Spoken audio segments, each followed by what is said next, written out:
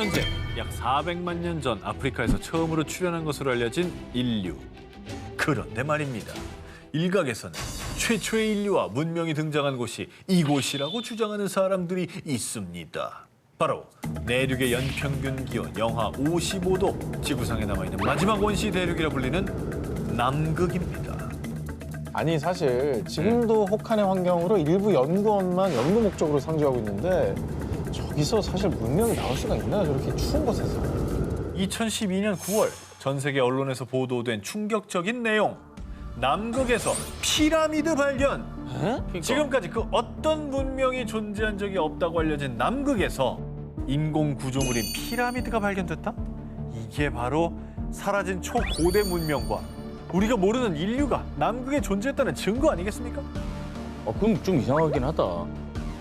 자, 일부 과학자들은 날씨 변화가 심한 남극에서 오랜 세월 침식되면서 이 피라미드 모양을 갖추게 됐다라고 주장했습니다. 그러나 일각에서는 대부분 산은 험준한 산맥에 위치하고 있는데 남극에서 발견된 피라미드는 평평한 지형에 있기 때문에 자연 형성된 산이 아니라고 반박에 나섰습니다. 그러면 또 얘기가 달라지네요. 그러니까. 그렇죠. 산매가 있는 게 아니라는 거잖아요. 그렇죠. 주변이 다 평평합니다, 지금. 그러면 증거를 좀 더 주시면 제가 그래요? 믿어보겠습니다. 알겠습니다. 네. 제가 요 정도로 남극 대륙에 고대 문명이 있다, 이런 걸 주장하는 게 아닙니다.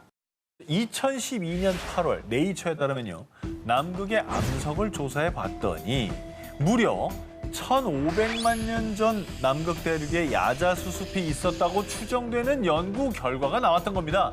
그러니까 과거 남극이 지금과 달리 인류가 생존할 수 있었던 아열대 기후였다는 거죠. 그럴 수 있지. 그래서 당시 존재했던 초고대 문명의 인류가 이 피라미드를 만든 것이 아니냐라는 주장이 제기되기도 했습니다.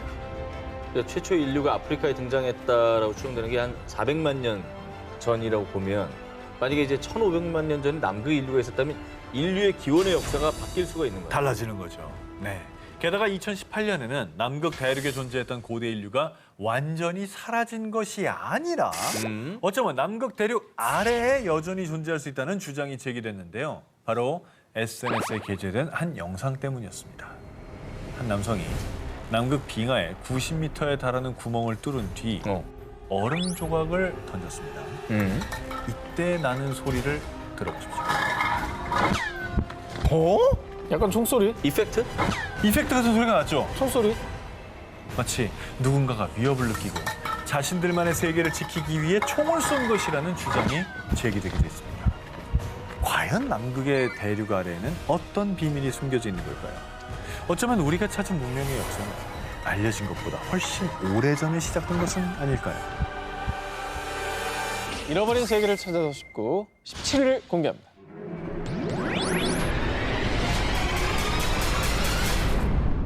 자, 두 기자님은 미제 파라다이스, 바닷속으로 사라진 전설의 대륙 하면은 제일 먼저 떠오르는 곳이 어디입니까? 아틀란티스. 아틀란티스. 아틀란티스. 당연히. 그리스의 철학자 플라톤의 저서를 보겠습니다. 헤라클레스의 기둥 저편에 아주 큰 아틀란티스라는 섬이 있다. 사방에 금과 은 등으로 부가 넘쳤고 과학이 고도로 발달한 대군 대국이다. 하지만 아틀란티스는 하루아침에 바닷속으로 침몰, 인류 역사 속에서 사라졌다고 합니다. 이게 이제 저서에도 나오니까 사실 뭐 구전으로만 내려오던 땅이 아니라 정말 분명히 기록된 게 있으니까 우리가 다 있었겠구나라고 생각은 많이 되는 건데 만약에 아틀란티스가 실존했다면 어허. 우리가 알고 있는 인류 최초의 4대 문명보다 훨씬 전에 그렇죠. 초고대 문명이 있었다는 겁니다. 그러니까 인류 역사가 바뀌는 거죠, 이렇게 되면.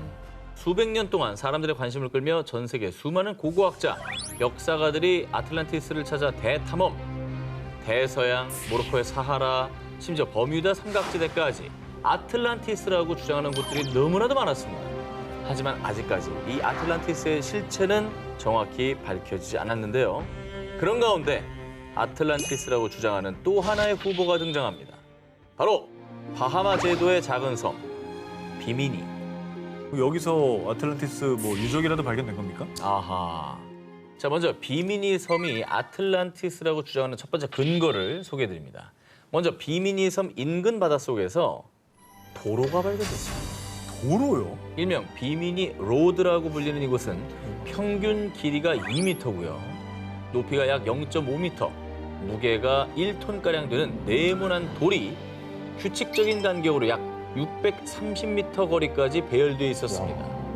이 구조물을 발견한 밸런타인 박사는 비미니 로드가 최소 6,000년에서 12,000년 전에 만들어진 인공 도로라고 발표.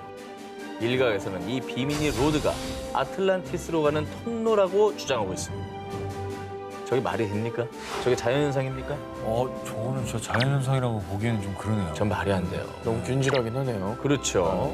아니, 예. 바닷속에 그것도 한 10,000년 전에 인공 도로가 있다. 사람이 만든 도로가 있다. 그렇죠. 이거는 진짜 우리가 몰랐던 문명이 있었을 수도 있다는 얘기 같아요. 그들이 주장하는 또 다른 근거를 제시하겠습니다. 20세기 초 미국의 유명한 예언가인 에드가 케이시. 그는 1929년 주식시장 붕괴와 대공황, 제2차 세계대전과 소련의 몰락까지 정확히 예언했습니다. 그런 그의 또 다른 예언. 1968년 바하마 해역에서 아틀란티스 대륙이 바다 위로 솟아오를 것이요. 아니 뭐 아직까지도 솟아오르진 않았는데 이 예언이 왜 중요한 증거라는 거죠? 비미니 섬이 위치한 곳이 바로 바하마 해역이라고 아까 말씀드렸죠. 예. 결정적으로 비미니 로드가 처음 발견된 시기가 바로 1968년이었습니다. 아니, 그러니까 떠오른다는 게 이게 물리에 뜬다는 게 아니라 그렇죠. 사람한테 발견된다 이런 말입니다. 그렇게도 그렇죠. 해석할 수 있죠. 어허. 아니 근데 그거는 뭐 신기하긴 한데 이거는 약간 저 예언가의 영역이지 이게 뭐 과학이 과학적인 아니잖아요. 근거는 아니잖아요. 그래서 제가 또 하나의 가설을 준비했어요. 바로 아틀란티스가 현재 카리브해 쿠바 일대에 존재했다는 주장입니다. 봐. 쿠바 아틀란티스설을 제기한 이는 영국의 유명 역사 작가인 앤드류 콜린스. 그는 전 세계 각지의 고대 문명 유적지, 신화와 플라톤의 기록을 연구에 추리했습니다. 쿠바가 아틀란티스였다는 첫 번째 근거. 아틀란티스는 리비아와 아시아를 합친 것보다 큰 거대한 대륙이다. 사람들은 플라톤의 대화편에 기록된 이 문장을 아틀란티스의 대륙 크기라고 생각했는데요. 하지만 콜린스는 그리스어의 보다 큰이라는 단어가 중간에라는 단어와 유사하다고 생각, 아틀란티스 대륙을 리비아와 아시아의 중간 위치인 카리브해 지역으로 추측했습니다. 참고로 이때는 아메리카 대륙을 발견하기 전이기 때문에 리비아와 아시아의 중간 위치를 카리브해로 추측한 것이죠. 근데 또 왜 하필 쿠바예요? 쿠바가 아틀란티스였다는 근거 두 번째입니다. 큰 산맥이 차가운 북풍으로부터 아틀란티스 대평원을 보호했다. 콜린스는 플라톤이 말한 산맥이 쿠바의 과니구아니코 산맥이라고 주장을 했는데요. 실제로 매년 겨울이면 북쪽 할렌 전선이 쿠바 대륙으로 불어닥치는데 과니구아니코 산맥이 북풍을 막아서 쿠바의 서쪽 평원 작물들을 보호한다고 합니다. 아니, 그렇겠지만 북풍 막는 산맥은 너무 많죠. 아니 산맥 너무 중에 많다. 바람을 안 막는 산맥이 없죠. 혹시 산맥 그래요. 무조건 근거 좀 부족해야지. 근거 부족하다. 네. 자, 이번엔 진짜 확실한 근거를 말씀드리겠습니다. 쿠바가 아틀란티스였다는 근거 세 번째. 콜린스가 주목한 멕시코 신화 뱀의 사람들. 뱀의 사람 동쪽의 아스틀란에서 건너 7개의 동굴에 우두막을 짓고 사. 콜린스는 신화에 언급된 아스틀란이 아틀란티스와 어원이 같으며 신화 속 동굴이 바로 쿠바 푼타델 에스테 1호 동굴이라고 주장했습니다. 이 동굴에 동심원이 연속적으로 고리를 이루며 그 옆으로 S자 모양의 꼬리가 나온 암각화가 있습니다. 네. 콜린스는 이것을 혜성으로 추측. 고대인들이 혜성을 하늘에서 내려오는 불의 뱀으로 여겼기 때문이죠. 그래서 멕시코 신화 속 뱀의 사람들의 고향인 아틀란티스를 쿠바로 해석을 했습니다. 각화가 근데 너무 생생하다. 누가 그려놓은 것처럼. 우리가 벽화 많이 봤는데 저렇게까지 선명한 벽화 잘 없잖아요. 하지만 아틀란티스가 쿠바였다는 콜린스의 주장에 대해 일각에서는 전설과 추론일 뿐이다 라며 반박을 했는데요. 도무지 찾을 수 없어 존재 자체에 대한 의문까지 제기된 사라진 전설의 대륙 아틀란티스. 그것은 플라톤의 상상이 만든 전설의 섬일까요? 그게 아니라면 과연 어디에 존재하고 있는 곳일까요? 잃어버린 세계를 찾아서 15일 공개합니다. 신화 속 이것이 실제 있다? 영화 인디애나 존스 속 고대 유적지들에는 침입자들을 물리치기 위해 설치된 무시무시한 함정들이 가득합니다. 그런데 말입니다. 영화 속에나 등장할 법한 쉽게 사람의 접근을 허락하지 않는 고대 유적의 함정이 터키에서 발견됐습니다. 2013년 4월 이탈리아의 한 대학교 고고학과 프란체스코 단드리아 교수 연구팀은 터키 남서부 파무칼레 인근에 폐허가 된 한 사원의 유적을 탐사하던 중 섬뜩한 것을 발견했습니다. 어? 왜 새들이 여기에 다 죽어 있지? 그런데 이상한 것은요. 새들이 아무런 외상도 입지 않은 상태였다는 점입니다. 그 기이한 현상을 조사하던 연구팀은 이 동굴의 입구가 고대 그리스 로마 신화 속에 등장하는 지옥의 문일 것이다라고 추측을 했습니다. 그 머리 새 딸린 개 있는 지옥의 문이요? 케르베로스. 케르베로스. 연구팀이 그렇게 추측한 이유. 기원전에 활동했던 그리스 역사학자였던 스트라보는 그리스 로마 신화 속 지옥의 문에 대해 이렇게 묘사했습니다. 그곳은 안개와 진기로 가득 차 있어서 간신히 앞을 볼 수 있다. 또한 어떤 동물 죽음을 피해갈 수 없는데 참새를 떨어뜨려 보니 곧장 죽는 것을 목격했다. 그 증기가 뭔가 독가스. 질식사죠. 그렇다고 한다면 입구에 있는 새도 이런 이제 독가스 때문에 죽은 거. 뭐 그렇게 추측을 해야 되나? 자, 그래서 2018년에 독일의 한 대학교 연구팀이 가스 분석기를 사용해 동굴을 탐색을 해봤습니다. 네. 그 결과 동굴의 가장 아래쪽은 무려 91%에 달하는 고농축 이산화탄소가 낮게 깔려 있다고 하고요. 오, 독가스 맞네. 그렇죠. 동굴 입구 근처에서도 최대 53% 정도의 이산화탄소 농도가 방출되는 것을 확인했습니다. 이야, 아니 53%면 질식사하죠. 높긴 높아요. 되게 높을 수 90 있죠. 몇 프로는 뭐. 고농축입니다. 연구팀은 사원터, 욕조, 계단 등도 발견됐으며 이들 유적도 고대 신화의 묘사와 일치한다고 밝혔는데요. 심지어 이 동굴 근처에서 지하 세계를 다스리는 신 하데스와 그의 아내 코레를 상징하는 문양이 새겨진 대리석 기둥을 발견. 이 동굴을 조사하던 프란체스코 교수는 과거 성직자들이 이 동굴에서 동물들을 죽이고 신을 모시는 제사를 지냈을 것으로 추측. 이 동굴은 하데스, 명왕성의 이름을 따 플루토니온이라고 불리고 있습니다. 그리스 로마 신화 속 지옥의 문. 과연 이 문을 지나면 어떤 세계가 기다리고 있을까요? 잃어버린 세계를 찾아서 짚고 8위 공개합니다. 트로이 전쟁의 산물 이것 발견. 트로이 전쟁을 그린 호메로스의 서사시 일리아드를 각색, 배우 브래드 피트가 아킬레스 역을 맡아 사상 최대의 대격전을 벌였던 영화 트로이 기억하시죠? 너무 재밌었어. 너무 리얼하게 잘 그렸어. 뭐 영화로도 많이 알려지고 그리스 신화로도 많이 알려졌잖아요. 그렇죠. 음. 네. 예. 그러니까 난공불락의 이 트로이 성을 열기 위해서 오디세우스가 거대한 목마를 만들어서 함락을 시켰다. 그렇죠. 이게 트로이의 목마인데 그렇죠. 이게 실화 아닙니까? 고대 그리스 영웅 서사시에 등장하는 트로이 전쟁은 1870년 독일 고고학자 하인리히 슐리만이 트로이의 흔적을 발견하며 트로이 전쟁 역시 신화가 아닌 역사였다는 주장에 힘을 실었는데요. 그런데 트로이 전쟁이 실제했다는 결정적 증거가 또 하나 발견됐다고 합니다. 전설처럼 전해졌던 트로이 전쟁의 산물, 고대 도시 테네아. 그런데 문헌으로만 전해지던 전설의 도시 테네아의 흔적이 실제로 발견된 겁니다. 트로이라는 곳은 유적들이 발굴되면서 실존 지역으로 확인됐잖아요. 근데 여기에서 또 하나의 증거가 더 나왔다는 거잖아요. 2018년 그리스 문화부에 따르면 672제곱미터 면적의 유적지를 발견. 테네아 형식으로 추정되는 문과 대리석, 거주 공간과 도로를 비롯해서요. 무덤에서는 보석, 장신구, 200개의 도금된 노잣돈 등 와, 도시의 부유함을 상징하는 유물들이 출토됐습니다. 번성했네. 과거에 저 정도라면 뭐 엄청나게 번성한 거죠. 근데 저게 테네아라는 증거가 있습니까? 저 도시가? 좋은 질문입니다. 뭐 테네아가 새겨져 있든가. 그간 고대 그리스인들이 사용하던 무늬가 새겨져 있는 도자기 형식과는 다른 심플한 디자인의 도자기가 함께 발견됐고요. 그리고 2명의 태아가 담긴 항아리까지 출토. 어호. 고고학자들에 따르면 이는 인근에 위치한 고대 미케네, 코린트 등 그리스인들의 매장 방식과는 다른 독자적인 형식이며 테네아만의 문화라고 주장했고요. 그리고 발굴 책임자 엘레니 코르카에 따르면 테네아는 신화를 역사로 만들 뿐 아니라 그레코로만 시대의 환상적인 문화의 성취입니다. 라며 트로이 전쟁이 단순 신화가 아니라 실제 존재했음을 시사했습니다. 역사가 된 신화 속 트로이 전쟁. 어쩌면 많은 전설 속 이야기는 신화를 가장한 인류의 역사일지도 모릅니다. 잃어버린 세계를 찾아서 싶고 7위를 공개합니다.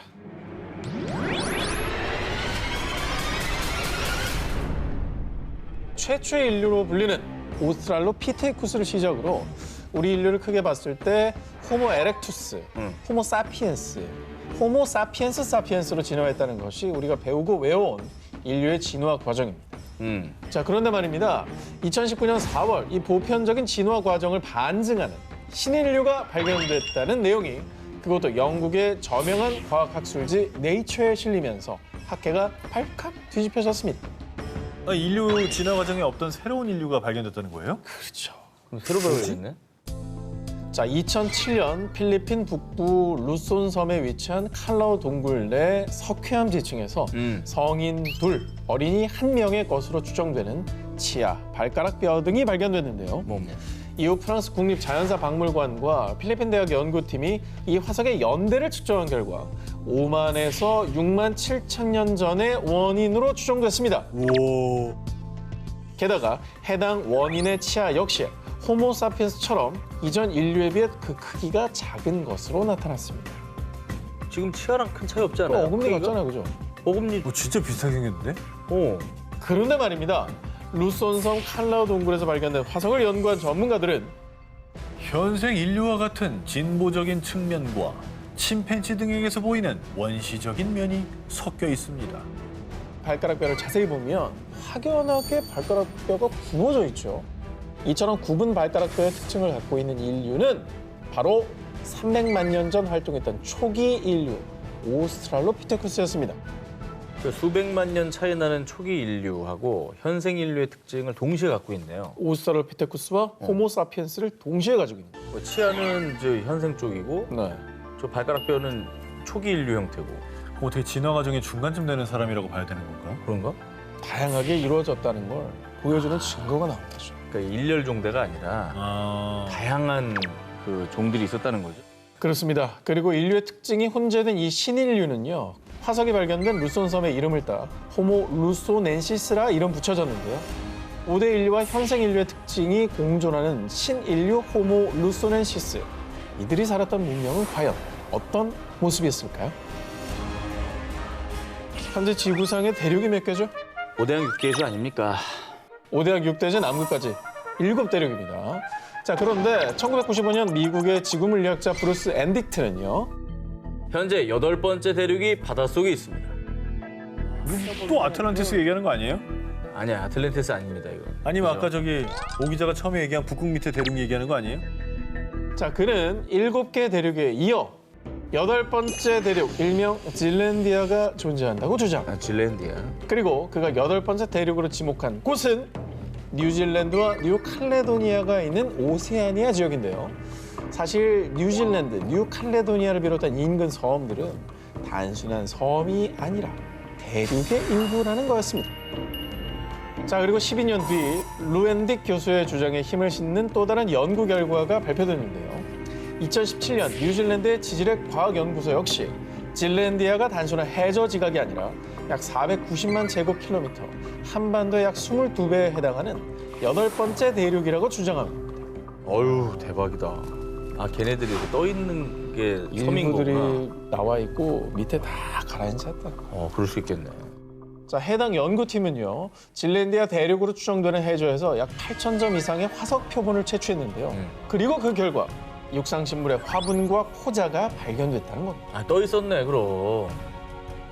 진짜 그렇게 볼 수 있다 이거죠? 언더더 씨가 저기네, 사실 상상 속에. 언더더 씨는 저기네. 지난해 9월 질랜디아 대륙으로 추정되는 곳이죠. 뉴질랜드 북섬 타라니키 해안에서 발견된 펭귄 화석을 분석한 결과가 공개됐는데요. 펭귄 화석? 이 펭귄 화석은 지금껏 알려지지 않은 약 300만 년 전 고대 펭귄의 화석으로 추정. 해당 연구팀에 따르면요, 이 고대 펭귄들은 현대 펭귄들의 조상격으로 과거 오랜 기간 질랜디아에서 서식하다가 지각 변동으로 대륙이 가라앉자 남반구 곳곳으로 흩어진 거라고 합니다.